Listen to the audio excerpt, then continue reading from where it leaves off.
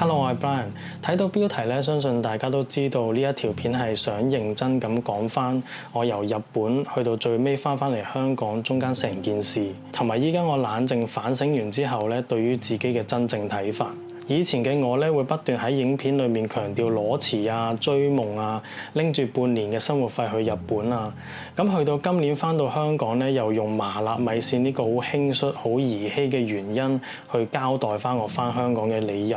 咁依家回頭睇翻咧，真係好幼稚同埋好唔負責任嘅。咁呢件事咧，其實都已經過咗一段時間啦。對於好多人嚟講都唔係咁在意啦。咁但係呢幾個月咧，我一路都喺度反思。再加上之前嘅影片入面咧，我心裡面嘅諗法咧，好多時候都表達得唔清晰，甚至乎係有啲出入。所以咧，我就決定喺呢一條影片重新向我嘅觀眾交代一次。特別係對於一啲仲願意去睇我影片嘅人啦，我覺得自己係有責任去講清楚一次，做一個比較負責任嘅反省嘅。咁當初咧，我同老婆去日本 working holiday 咧，都真係好想喺30歲最後一年試下同老婆喺日本嗰度生活啦。咁所以我就同老婆去咗日本嗰度拍 vlog 啦。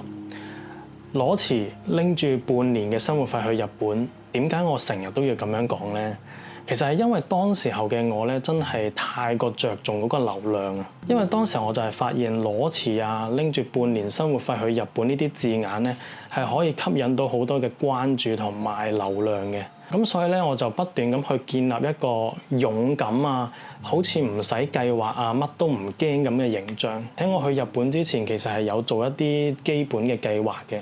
即係花咗好多時間去揾一間唔使簽年約、月租嘅公寓。咁如果我同 Luna 去日本拍 vlog 做唔起、生活唔到嘅話咧，咁我哋都可以隨時翻香港。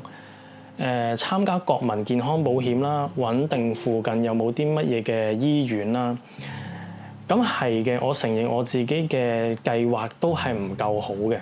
即係萬一我同 Luna 喺日本有啲咩緊急情況，需要緊急開支，咁點算呢？咁呢啲風險咧，其實當時候我冇去認真諗清楚嘅。至於點解中途會開會員呢？我當時候開會員一方面就係想試下會唔會可以用會員內容去賺取額外嘅收入啦。咁我當時候就覺得呢個諗法本身就係一個好普通嘅商業諗法。但係依家回頭睇翻咧，我自己都覺得當時候嘅內容設計啊，同埋定價上邊咧都有好多嘅不足嘅。咁呢啲都係我需要去反省同埋好好去做功課嘅嘢啦。結果我就用咗追夢去包裝開會員呢一件事，用生活費唔夠作為開會員嘅理由，仲用咗一個好幼稚嘅笑話去解釋嗰個800蚊嘅會員方案。咁嗰個800蚊咧，最後係冇人 join 嘅。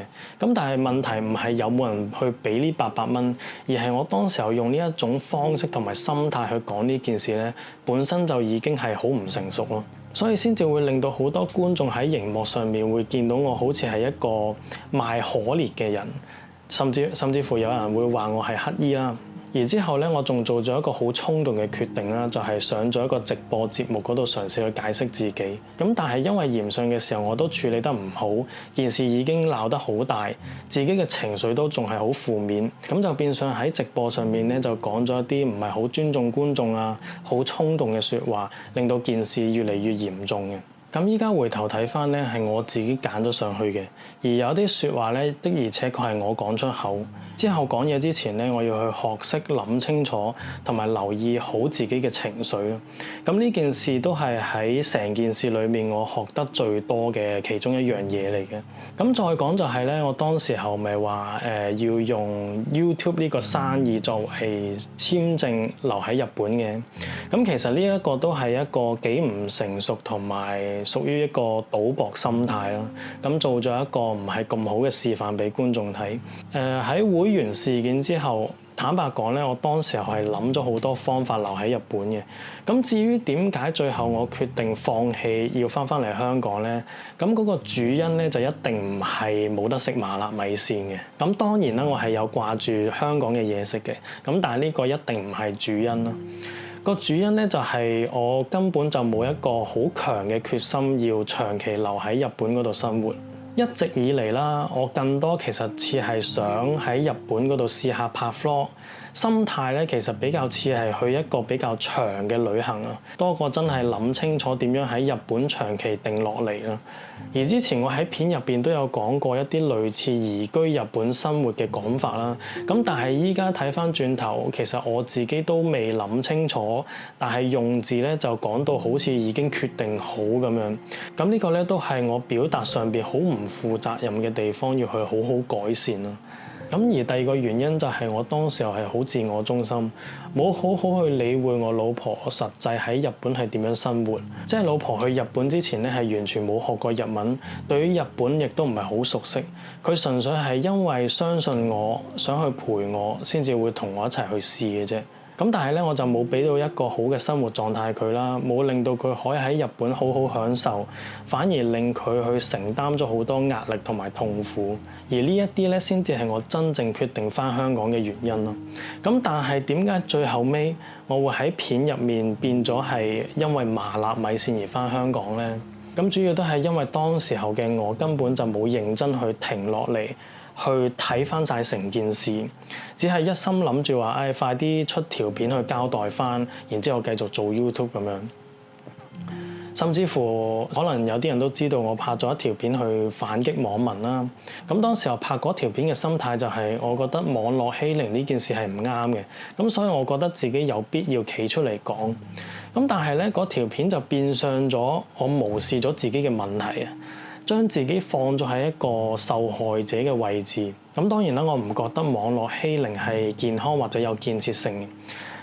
理性嘅批評啊，或者討論係另一回事。咁呢一樣嘢咧，我都去學識點樣去接納同埋去改善自己啦。而同一時間，作為一個面向大眾嘅 YouTuber，我覺得最起碼我都唔應該作咗一個壞嘅示範，係應該係先去檢討自己，而唔係一味去指責人哋，逃避責任。最重要嘅就係好好去改善自己嘅表達能力，學識點樣去提供一個真正嘅價值俾到觀眾。咁當然啦，我都知道自己仲有好多嘅不足同埋盲點嘅。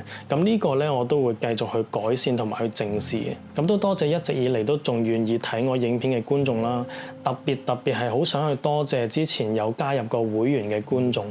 咁之後咧，我會用行動去盡力去唔辜負你哋對我嘅信任啦。而接下落嚟呢個頻道咧，我會記錄低自己學習到嘅嘢，但係咧就唔再係企喺一個老師或者導師嘅位置去教觀眾啲乜嘢，而係好想去認清自己都係一個正在學習嘅人，好想去試下真誠咁去分享一啲嘢出嚟。生活上嘅責任我都會自己去面對，唔會再去話用冇錢或者追夢去同大家講話要叫大家支持我。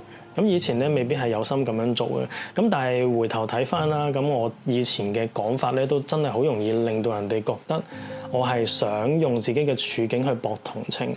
咁呢啲咧都係我之後唔想再重複嘅錯誤嚟嘅。而如果以前我嘅講法同埋做法會有令到你覺得被傷害啊，覺得失望啊，咁我都想喺呢一度同大家講聲對唔住啦。如果睇到呢一度都多謝你願意聽我講多一次我呢一段時間嘅反思，而希望咧呢一條片都真係可以清晰咁去表達到我想表達嘅嘢。咁喺度都想再次多謝一啲仲願意去睇我影片嘅人。